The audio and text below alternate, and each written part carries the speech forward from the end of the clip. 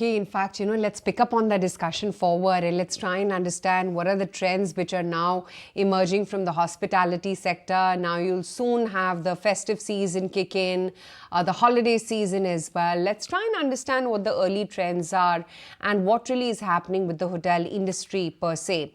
We've got with us on the show Rajesh Magao, the co-founder and group CEO at Make My Trip, joining in on the show. And we also have with us Ajay Bakaya, the MD at Sarovar Hotels and Director, Louvre Hotels India, also on the show right now. Gentlemen, hi, morning. Good to have both of you on the show.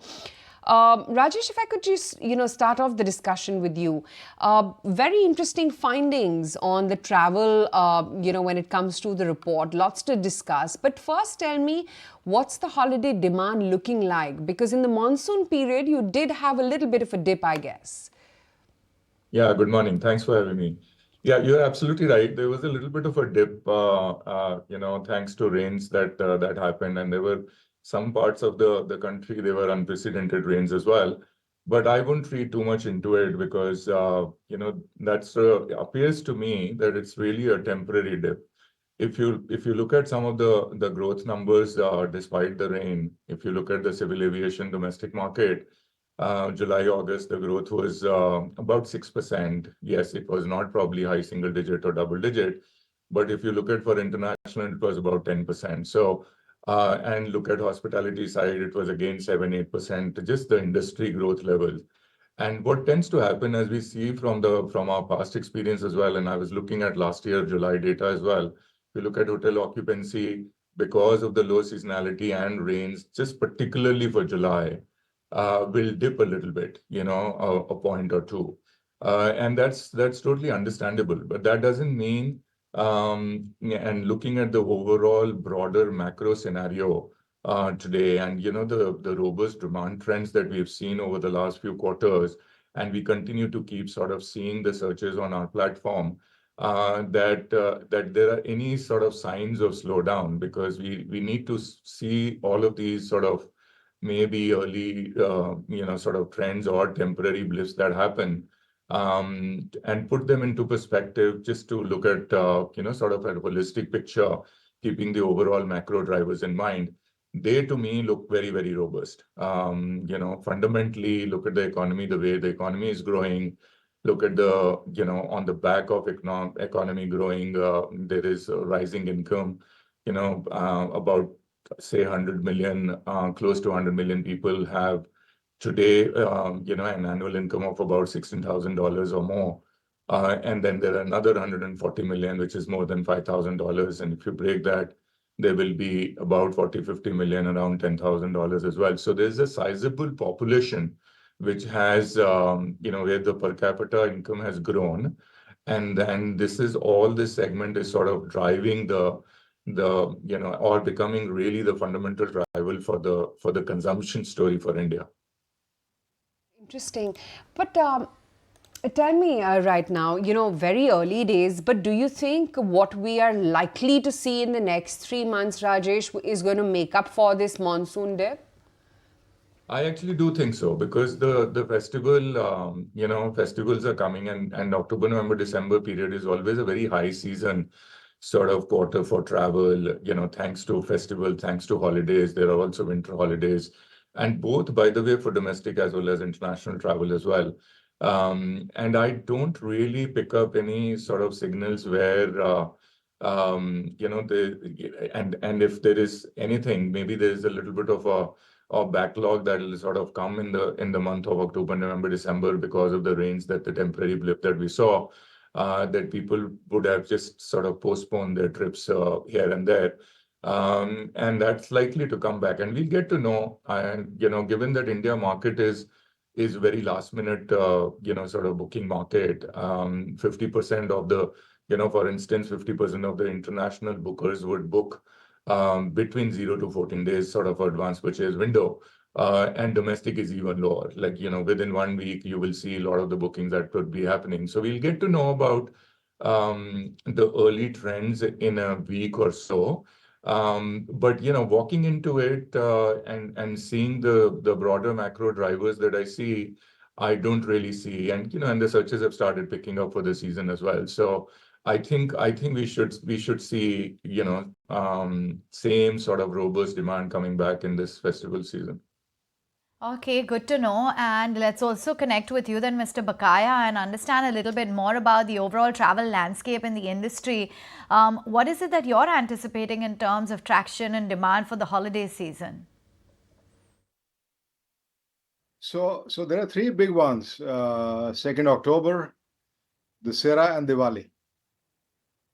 And we're looking at these with a fair degree of optimism. Roughly 11% growth year on year on demand.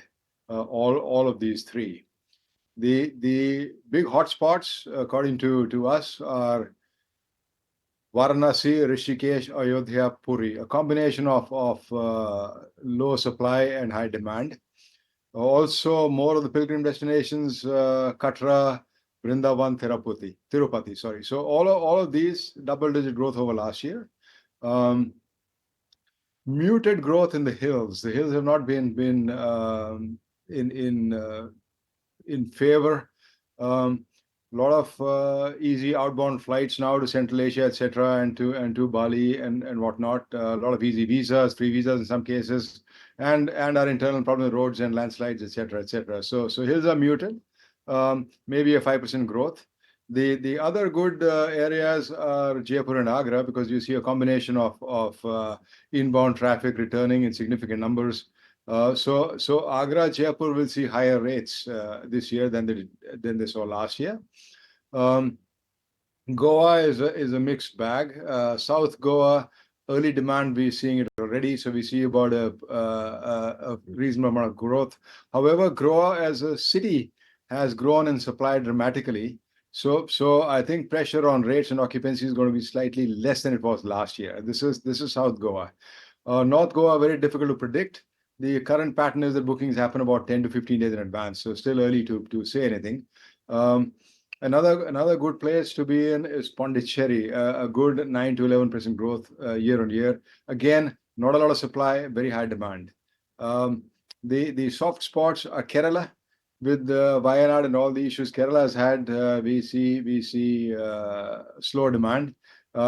Probably up 12% from last year, but it was very poor last year again. So how are you capitalizing on this in terms of what you're anticipating for occupancy growth?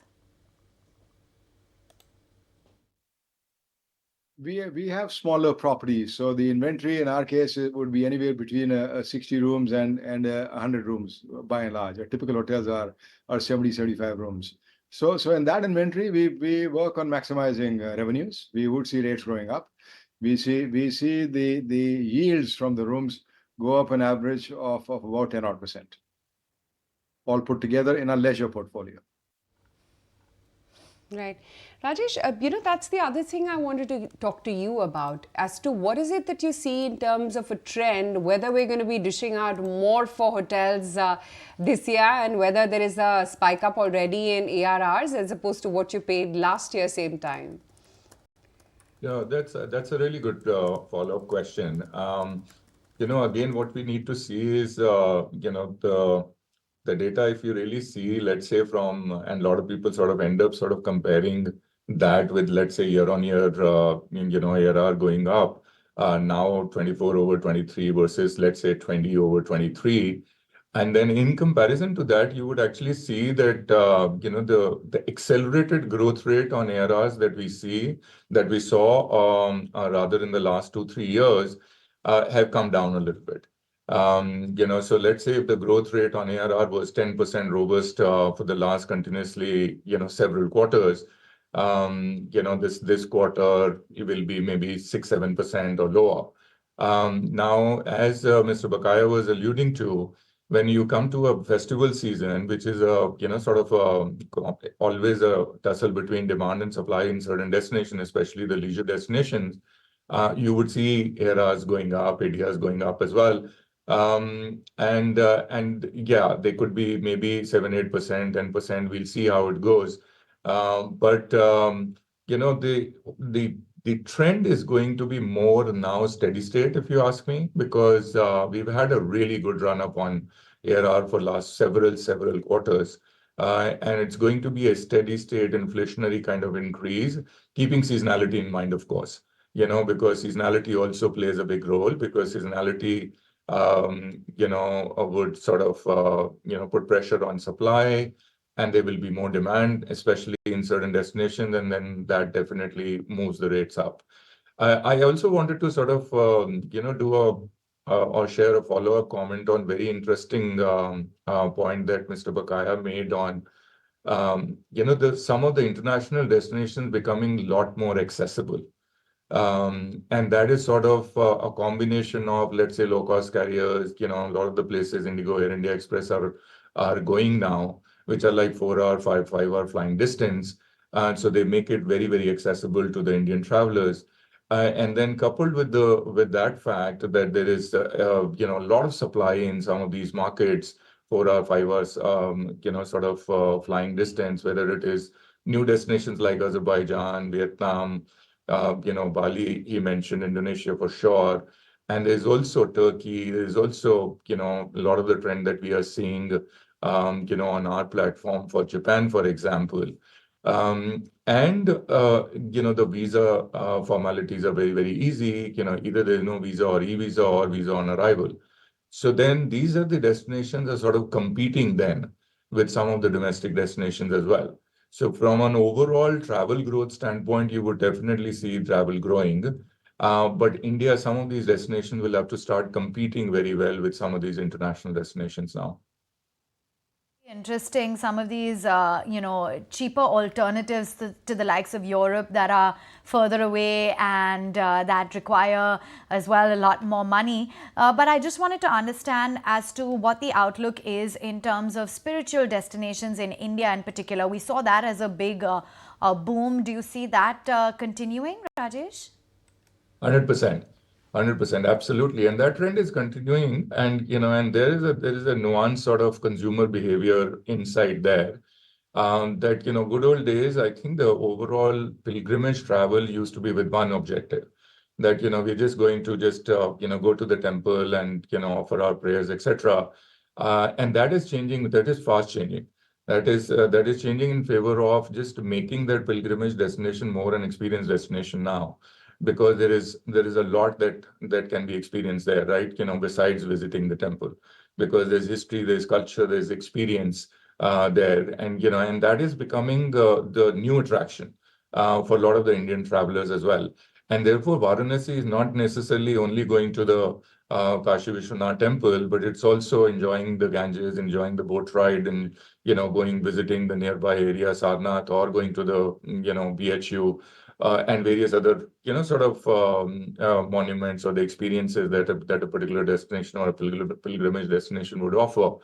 And the other changing trend that we are seeing from a consumer behavior standpoint is that all kind of consumer cohorts that are traveling, whether they are budget travelers or they are mid-segment travelers or they are premium travelers, all kind of customer profiles are now traveling to all the pilgrimage destinations that we have in our country to make that trip a lot more experiential trip rather than only a pilgrimage trip. And I wanted to get in your thoughts, Mr. Bakaya, as well, because I wanted to also understand a little bit more about the outlook for the industry with a lot of this spiritual travel. There's been a lot of infrastructure development by the government. What is your outlook on how this trend is shaping up? 8% growth year on year for the next 5 years. 5 years is very difficult to predict for a country like ours. There are lots of uncertainties in every area, but I think as things stand today, with India being the flavor of the world, with huge infrastructure development still continuing in roads and airports and in our seaports and railways, with continued policies. I think 8%. I wouldn't go more optimistic than that, but I think realistic numbers 8% year on year, which is fantastic. Right. Thank you, Rajesh, and thank you, Ajay, for taking the time out and speaking with us today and talking about what really is happening with hospitality trends as we now step into the winter and, of course, the peak travel season as well. If you like this video, then like, share and subscribe to ET Now.